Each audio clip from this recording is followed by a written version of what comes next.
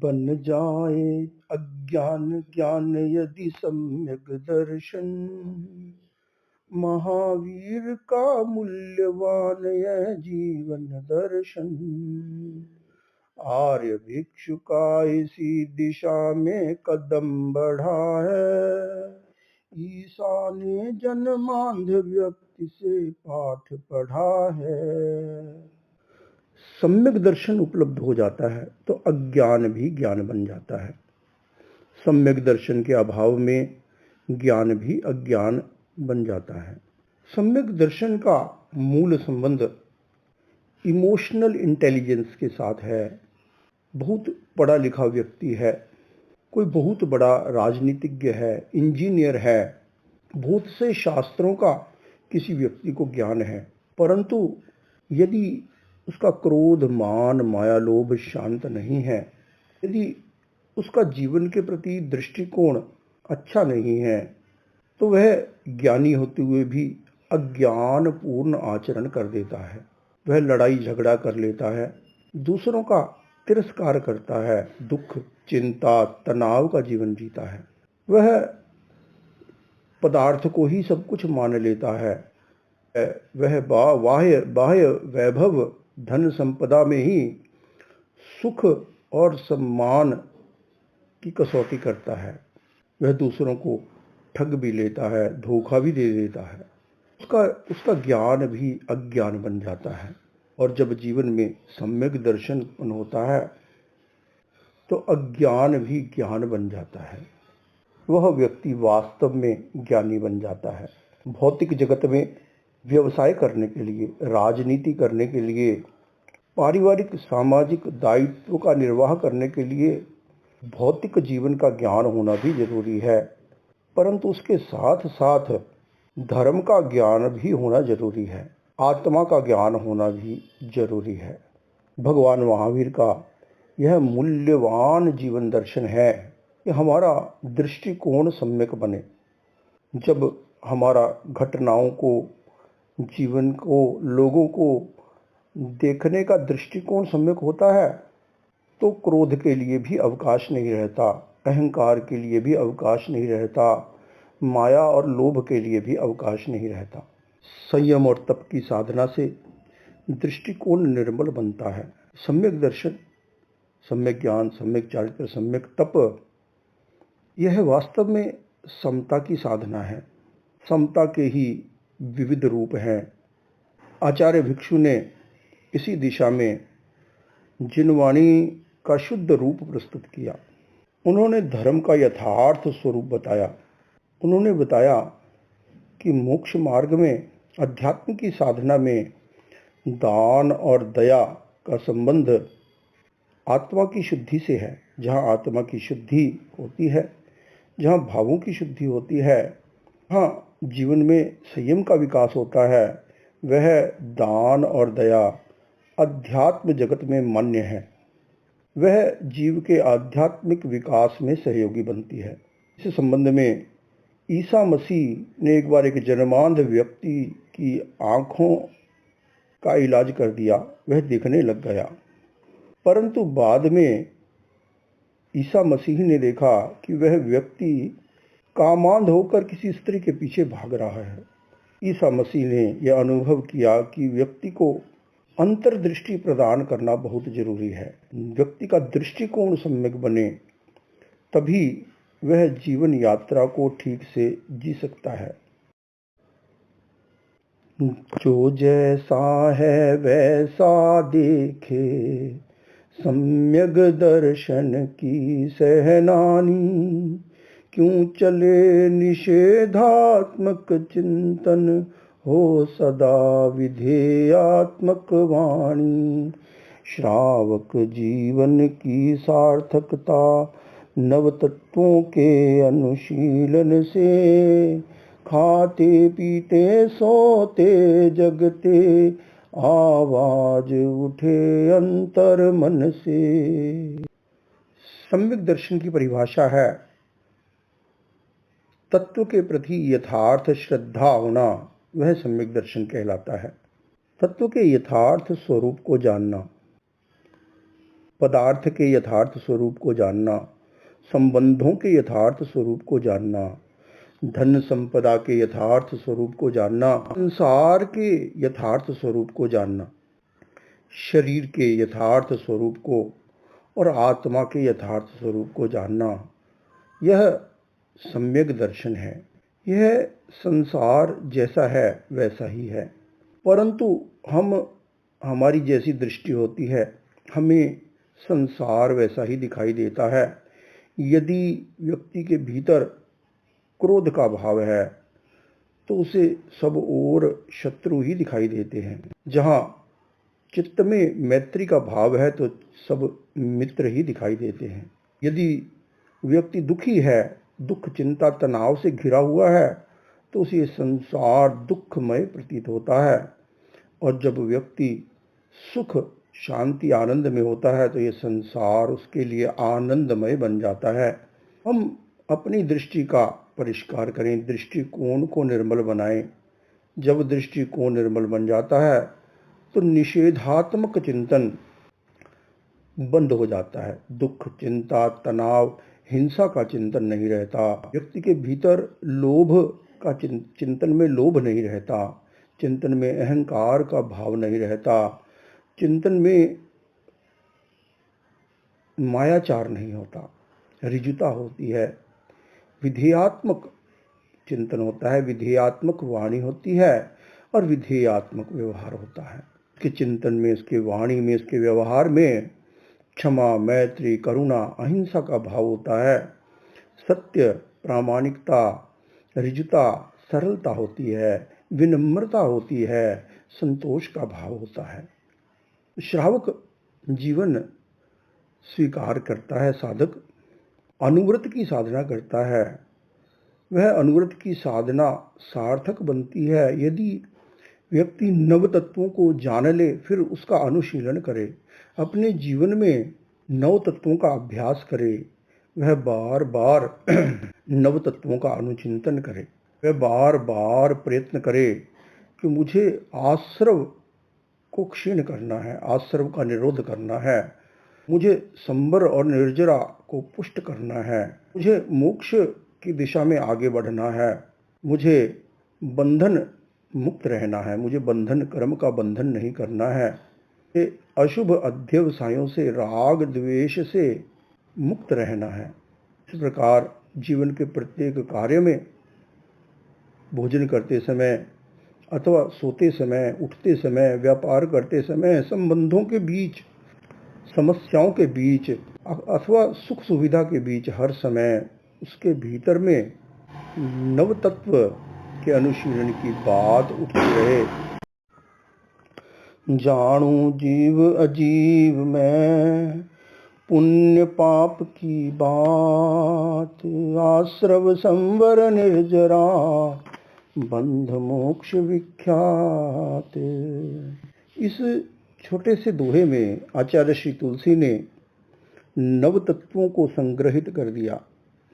इस दोहे को याद कर लेता है व्यक्ति तो नव तत्व को याद करना, नौ तत्वों को याद करना सहज सरल हो जाता है। नौ तत्व हैं जीव अजीव, पुण्य पाप, आश्रव संबर निर्जरा बंध और मोक्ष।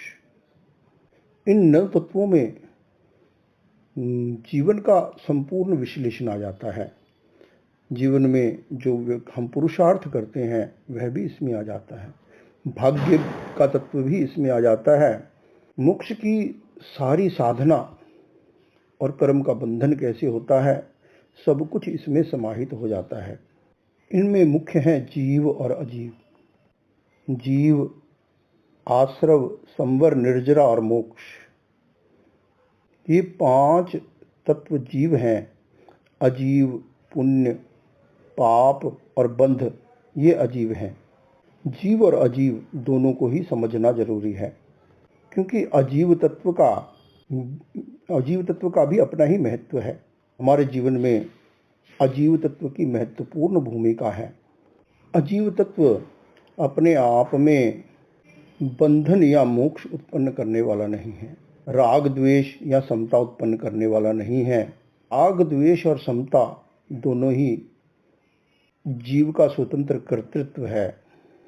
पुण्य पाप बंध यह जीव के ही शुभ अशुभ परिणामों का पौद्गलिक परिणाम है। पुण्य और पाप के उदय से अनुकूल प्रतिकूल परिस्थिति संबंध पदार्थों का संयोग वियोग होता है। आश्रव अशुभ आश्रव से जीव का दृष्टिकोण विपरीत हो जाता है, दृष्टिकोण का विपर्य हो जाता है, उसका आचरण भी चारित्र भी मिथ्या हो जाता है। अशुभ आश्रव का निरोध करता है जीव, तो वह संवर तत्व को प्राप्त कर लेता है। तपस्या के द्वारा वह निर्जरा करता है और मोक्ष को प्राप्त कर लेता है। जीव चेतनावान चेतना शून्य अजीव सदा जड़ है। जड़ चेतन की शाश्वत सत्ता जिन शासन अक्षय बड़ है। जिसमें चेतना है वह जीव है, जो चेतना से शून्य है वह अजीव है। जिन शासन में जीव और अजीव दोनों के अस्तित्व को शाश्वत माना है। भगवान ने कहा कि यह लोक षड द्रव्यात्मक है। भगवान ने 6 द्रव्य अथवा पंचास्तिकाय का सिद्धांत निरूपित किया। द्रव्य वह होता है जो सत होता है। उत्पाद व्यय और द्रव्य यह द्रव्य का लक्षण होता है। अर्थात जिसका त्रैकालिक अस्तित्व है वह द्रव्य कहलाता है। धर्मास्तिकाय, अधर्मास्तिकाय, आकाशास्तिकाय, काल और पुद्गलास्तिकाय, ये 5 अजीव द्रव्य हैं। धर्मास्तिकाय अधर्मास्तिकाय जीव और पुद्गल की गति में उदासीन रूप से सहायक बनने वाला तत्व है, अथवा उनकी स्थिति में सहायक बनने वाले तत्व हैं। आकाशास्तिकाय आकाश स्पेस जो सभी पदार्थों को स्थान प्रदान करता है। काल जो परिवर्तन का हेतु है, वर्तन का हेतु है, जो सृष्टि में परिवर्तन हो रहा है उसको मापने का एक तरीका है। पुद्गलास्तिकाय जो भी मैटर एनर्जी है ये सब पुद्गलास्तिकाय में आ जाती है। भगवान महावीर ने कहा, जैन दर्शन में कहा गया कि ये 5 ही अजीव जो द्रव्य हैं ये शाश्वत हैं। ऐसा इनकी कोई बिगिनिंग नहीं होती और इनका कोई एंड नहीं होता, ये एटर्नल होते हैं। पुद्गलास्तिकाय में एक भी परमाणु नया सृजित नहीं किया जा सकता और जिसका अस्तित्व है परमाणु का उसे नष्ट भी नहीं किया जा सकता। परिवर्तन होता रहता है, पर्याय का परिवर्तन होता रहता है। इसी प्रकार आकाश है, आकाश सदा से था सदा रहेगा, एटर्नल एग्जिस्टेंस है। ऐसा कभी नहीं है कि कभी आकाश नहीं था या कभी नहीं होगा। इसी प्रकार से जो छठा है जीवास्तिकाय वही केवल चेतन तत्व है। जीव भी एटर्नल है, प्रत्येक जीव एटर्नल है। संसार में जितने भी जीव हैं, चाहे वह वनस्पति जगत के जीव हैं, नरक के जीव हैं, देवलोक के जीव हैं, कीट पतंगे हैं, पशु पक्षी हैं, मनुष्य हैं, जितने भी जीव हैं संसार में, पृथ्वी काय, अप काय, तेजस काय, वायु काय है, इस सभी जीवों का जो अस्तित्व है वह त्रैकालिक है, शाश्वत है, दे आर एटर्नल। ऐसा कभी समय नहीं था जब यह जीव नहीं था, ऐसा भी कोई समय नहीं होगा जब जीव नहीं होगा। प्रत्येक आत्मा शाश्वत है, आत्मा भी अविनाशी तत्व है, उसका कभी विनाश नहीं होता। उसकी पर्याय बदलती रहती है, फॉर्म्स चेंज होती रहती हैं। कभी वह वनस्पति जगत में उत्पन्न हो जाता है, कभी वह कीट पतंगे के रूप में उत्पन्न हो जाता है, कभी पशु पक्षी के रूप में, मनुष्य के रूप में, नारक के रूप में तथा देव रूप में उत्पन्न हो जाता है। जड़ चेतन की यह जो सत्ता है यह शाश्वत है। जैन दर्शन का यह सिद्धांत अत्यंत वैज्ञानिक है। तो ये जिन शासन एक अक्षय वट वृक्ष की तरह है जो सदा से जीवों को मोक्ष मार्ग में आगे ले जाता रहा है और सदा ले जाता रहेगा।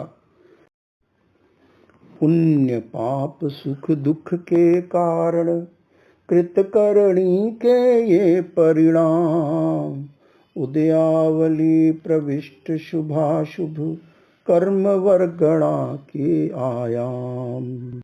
इस जगत में प्राणी विभिन्न प्रकार की स्थितियों का अनुभव करता है। कोई वनस्पति जगत के रूप में जीवन यापन कर रहा है, कोई कीट पतंगे का जीवन जी रहा है, कोई पशु पक्षी का जीवन जी रहा है। पशु पक्षियों में भी विविध प्रकार की तारतम्य देखा जाता है, विविध प्रकार के सुख और दुख देखे जाते हैं। मनुष्यों में भी कोई अल्प आयु है, कोई दीर्घ आयु वाला है, कोई इंद्रिय विकल है, किसी की इंद्रियां संपूर्ण नहीं है, कोई अंधा, बहरा, गूंगा है, कोई स्वस्थ इंद्रियों वाला है जिसकी पांचों इंद्रियां स्वस्थ हैं, कोई अल्प विकसित मस्तिष्क वाला है, कोई विकसित मस्तिष्क वाला है, कोई संपन्न है, कोई दरिद्र है। कभी जीवन में विघ्न बाधाएं आ जाती हैं, कभी व्यक्ति जीवन में सुख का अनुभव करता है। इस प्रकार से प्राणी जीवन में विभिन्न प्रकार की स्थितियों का अनुभव करता है। जैन दर्शन में कहा गया, जैसा कर्म वैसा परिणाम, as you sow shall you reap. इसलिए कहा कि पाप पुण्य, पाप सुख दुख के कारण कृत करने के ये परिणाम। संसार किसी को सुख या दुख नहीं देता, जैसा व्यक्ति करता है उसका वैसा ही परिणाम होता है। जैसा व्यक्ति चिंतन करता है, जैसा वाणी या व्यवहार करता है, उसी रूप में उसे परिणाम भोगना होता है। जब व्यक्ति कोई भी क्रिया करता है तो कर्म शरीर के साथ कर्म वर्गना के परमाणुओं का बंध हो जाता है। शुभ परमाणु जब उदय में आते हैं तो व्यक्ति के जीवन में शुभ परिस्थिति, संबंध, पदार्थों का संयोग होता है, विघ्न बाधा कष्टों का निवारण हो जाता है, जीवन में सफलता प्राप्त होती है, उसकी यश कीर्ति बढ़ती है, उसे प्रतिष्ठा प्राप्त होती है। जब व्यक्ति अशुभ कार्य करता है, राग द्वेष करता है, मोह करता है, इसी के अनुसार वह अशुभ कर्म का बंधन कर लेता है। वे अशुभ कर्म जब उदय में आते हैं तो जीव को प्रतिकूल परिस्थिति, पदार्थ, संबंधों का संयोग होता है, विघ्न बाधा कष्टों का सामना करना पड़ता है, विविध प्रकार के रोगों का सामना करना पड़ता है, जीवन में उसे असफलता का सामना करना पड़ता है। परंतु ये संयोग वियोग व्यक्ति को धर्म या अधर्म की ओर ले जाने में समर्थ नहीं है। बहुत कष्ट, बहुत विघ्न बाधाओं में फंसा हुआ व्यक्ति भी बहुत धर्म का आचरण कर लेता है, बहुत नैतिकता का व्यवहार कर लेता है। पुण्य को भोग रहा, सफलता को प्राप्त करने वाला व्यक्ति भी बहुत अधार्मिक भी हो सकता है। कोई व्यक्ति है, बहुत संपन्न है, उसके बहुत पुण्य कर्म का उदय है, वह धार्मिक भी हो सकता है। एक कष्ट, विघ्न बाधाओं में फंसा हुआ व्यक्ति अधार्मिक भी हो सकता है। धर्म अधर्म का, पुण्य और पाप का उदय धर्म और अधर्म करवाने में समर्थ नहीं है। हाँ, धर्म और अधर्म करने से पुण्य और पाप के बंधन का संबंध अवश्य है।